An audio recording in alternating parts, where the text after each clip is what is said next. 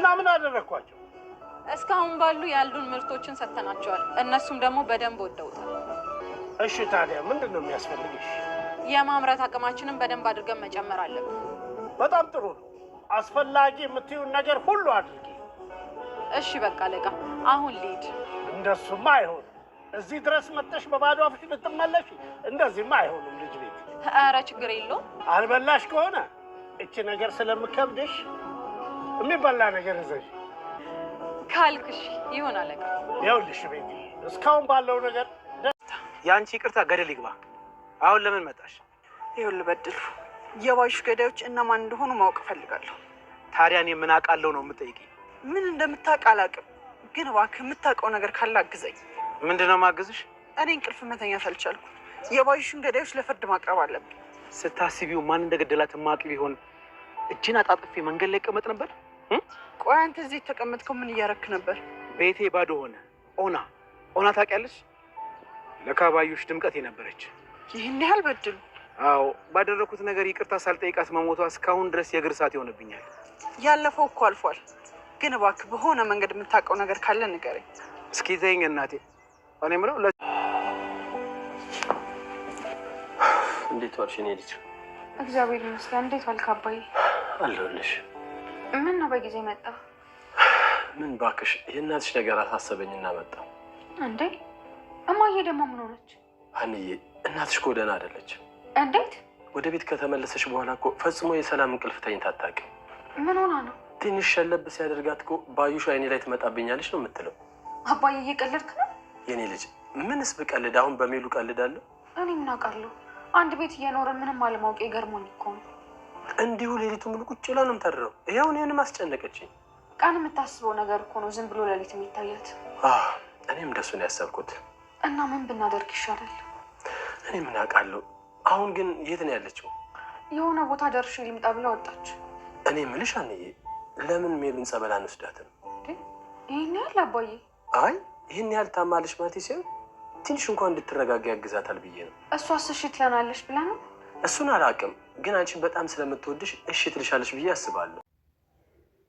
የወይዘሮ ሜላት ተቀናቃኝ አቶ በቃሉ ተንኮሉንና ሴራውን እየጠነሰሰ እንግዲህ በድጋሚ መጥቷል። ባዩሽን ካስገደለ በኋላ የወይዘሮ ሜላትን ድርጅት ለመጣል የእሱን ድርጅት ደግሞ የበለጠ ለማሻሻል እንግዲህ እየሰራ ነው የሚገኘው። በአሁን ላይም የወይዘሮ ሜላት ድርጅት እሷ ከመታሰሯ ጋር ተያይዞ በጣም በአስቸጋሪ ሁኔታ ላይ ይገኛል ማለት ነው እና ኪሳራ ላይ ነው የሚገኘው።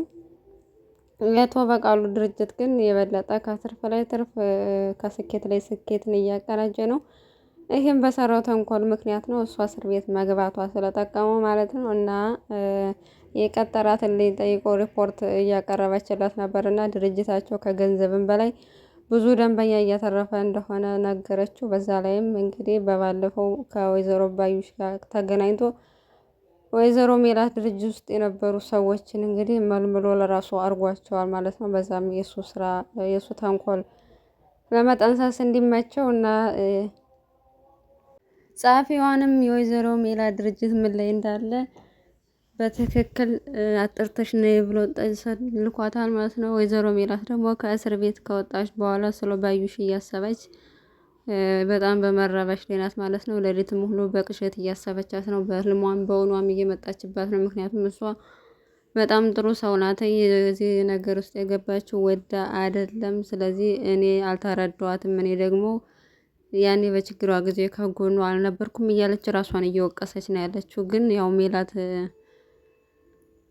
እንደዚህ መሆን የለባት። ምክንያቱም ራሷ በተንኮሏ በሰራችው ስራ ነው እንጂ ሜላት ምንም ነገር አላደረገቻትም። ባዩሽ በሰራችው ስራ ነው ራሷ የወደቀችው ማለት ነው። ምክንያቱም የእሷን ሀብት አትመኝ፣ ምንም ነገር አትፈልግም። ሀብት ማግኘት ባሏንም ሁሉን ነገር ስለምትመኝ ዞሮ ራሷን ነው ጠልፋ የጣለችው። በዚህ ምክንያት ባሏም ሊያጽናናት እየሞከረ ነው። በቃ አንቺ ጥፋተኛ አይደለሽም፣ ስለዚህ ተረጋጊ፣ ስለሷ ማሰብ ማቆም አለብሽ ይላትም። እሷ ግን አሁንም ማሰብ ማቆም አልቻለችም። በሌላ በኩል ባሏም ስለ ባዩሽ ተጸጽቶ ይሁን እያሾፈ የሆነ አይታወቅም፣ ተጸጽቷል ማለት ነው። አሁንም ሁላቸውም እያስታወሷት ነው ባዩሽን ማለት ነው። እናም ባልየውን በባለፈው እንደዛ ዋሽቶ በብር ተታሎ ነበር ብዙ ነገር ሲቀባጥር የነበር። አሁን ላይ ግን በቃ የባዩሽ አለመኖር እያስታወሰ ከዚህ በፊት የነበረውን ከእሷ ጋር የነበረውን ሲነጋገር የነበረውን ሁሉ እያስታወሰ ራሱን እያበጠበጠ ነው። ምክንያቱም እሷ እየሰራች እያመጣች እሱ ለሚጠጣበት ብር እየጠየቃት ሁሌም ትሰጠው ነበር ማለት ነው። በጣም ነበር የሚያሰቃየት። ነገር ግን እሷ ያው ሙጭጭ ብላ ከባሏ ጋር ያም ሁሉ ፈተና እያሳለፈች ነው አብራ የነበረችው እና አሁን ላይ እሷ ስለሞተች ጎድሎበት ነው መሰለኝ እያስታወሰ እየተጸጸተ ይገኛል። እና ወይዘሮ ሜላትም እርግብም በድሉም ባዩሽን እያስታወሱ እንደገና ወይዘሮ ባዩሽ ከሞተችበት ተነስታ ፊልም እየሰራች ነው። እና በቃ ዛሬ ሙታ ከሞተች ከስንት ጊዜ በኋላ የዛሬውን ኤፒሶድ ተቆጣጥረዋለች ባዩሽ ማለት ነው። ተቆጣጥረዋለች እንዳለበት ውስጥ ሁላቸውም እያስታወሱ ሙሉ ድራማው ላይ ገብታለች። ዛሬ በህይወት ከሞት ተመልሰው እና ወይዘሮ ሜላት አልፋ ስትሄድም በድሉን አግኝተው ነበርና ሰላም ተባባሉ። ከዚህ በፊት ያው እሷን የገደልሽው አንቺ ነሽ የገደልሻት ብሎ ፖሊስ ጣቢያ ድረስ ሄዶ በጣም ደንፍቶ ነበር። አሁን ላይ ግን እሷ እንዳልገደለቻት ተረድቷል። ምክንያቱም አንቺ ብትገያት እንደዚህ አርፌ አልቀመጥም ነበር፣ ካለሽበት መጥቼ የሆነ ነገር አረግሽ ነበር። ስለዚህ አሁን ላይ ማን ገደላት የሚለው እያሳሰበኝ ያለው ለዛ ነው ብሎ ነገራት ማለት ነው። እናም ስለተረዳህኝ አመሰግናለሁ አለችው ወይዘሮ ሜላትም። በዚህ ሁኔታ ላይ ይገኛል አቶ በድሉም። በዚህ አጋጣሚ እንግዲህ እስር ቤት ሄዶ እርግብን ከእስር ቤት ጠይቋታል እና እሷም እንዴት መጣህ፣ ለምን መጣህ ምናምን የረሳህ መስሎኝ ነበር እያለች እየጠየቀችው ነበረ። እና የባዩሽ ማስታወሻ ያለችው የእርግብን ነው። እርግብን ለመጠየቅ እስር ቤት ድረስ ሄዷልኝ እና ከዚህ በፊት የነበረውን በድሉን ከባዩሽ ጋር ቀብሬዋለሁ፣ አሁን በጣም ተለውጫለሁ እያለ ራሱን እንግዲህ እያስመሰለ ይሁን የእውነቱን አይታወቅም። በጣም የተጸጸተ እያስመሰለ ነው ማለት ነው። እና አቶ በቃሉም ያው እንግዲህ ድርጅቱን የወይዘሮ ሜላት ድርጅት ያለበትን ሁኔታ አጣርታ መጣች እና በጣም ኪሳራ ላይ ነው ያለው እና አሁን በቅርቡ ይወድቃለኝ ብላ ነገረችው። ምክንያቱም ድርጅቷ ኪሳራ ውስጥ ስላለ ደንበኞቹ ኮንትራታቸውን ለቀው እየወጡ ነው። አብዛኞቹ ወደኛ እየመጡ ነው። ያልመጡትንም ደግሞ እኛ እናመጣቸዋለን። ስለዚህ ምንም ሀሳብ አይግባ ብላ ነገረችው ማለት ነው። እናም በዚህ ምክንያት እንግዲህ ባዩሽን አደጋ ውስጥ ለመጣል የተንኮለኛ ሰው እየጥሎ ማለት አሁን እንዴት ነው በእሷ ድርጅት መውደቅ የእሱን ድርጅት የእሱን ማንነት የሚገነባው ምን አለበት? እና ግን እሷ ራሱ ካወቀችበት እንደማትለቀው ነው ጥያቄ የለውም። አትለቀውም እስከ መጨረሻው ማለት ነው። አሁን ማን እንደሆነ ከወይዘሮ ባዩሽ ጀርባ ያለው ማን ነው ይሄን ሁሉ ነገር ያደረገው ማን ነው የሚለው እያጣራች ነው። ከያዘችው እና ከደረሰችበት ግን ያኔ መጨረሻው እንደ ባዩሽ እንደሚሆን ምንም ጥያቄ የለውም። ሁሌም ትክክለኛ ሰው እውነተኛ ሰው ነው አሸናፊ ማለት ነው። እናም የባዩሽን የገደላትን ልጅ እንግዲህ ከሀገር ወጥቷል ማለት ነው። ምክንያቱም ዋናው እሱ ከተያዘ ነው። እሱ ከታሰረ በኋላ በምርመራ ከጀርባ ማን እንዳለ ሊናገር የሚችለው እሱ ነበር። ነገር ግን እሱንም እንግዲህ ጓደኛው ከሀገር አስወጥቶታል ማለት ነው። እንግዲህ ስለሱ መረጃ ዋናውን ድርጊቱን የፈጸመው እሱ ነው። መታሰር ያለበት ከጀርባ የላከው የሚጠየቀው እሱ ነበር። ግን ያንን ስለጠረጠረ አሳልፎ እንዳይሰጠኝ ብሎ ከሀገር አስወጥቶታል። እንግዲህ እውነቱን የምትናገረውና መረጃ ያላት እንግዲህ ሜሮን ብቻ ናት። እሷ ምንም ነገር ታመጣ አትችልም። በዚህ ምክንያት እንግዲህ እውነቱን ያዳፈነ መስሎት ለጊዜው ቢደሰት ነው። ልጁን ከሀገር በማስወጣት እውነቱን ያዳፈነ ቢመስለውም ነገር ግን እውነት ቆይቶ ይፈነዳልና ያኔ ታያለህ።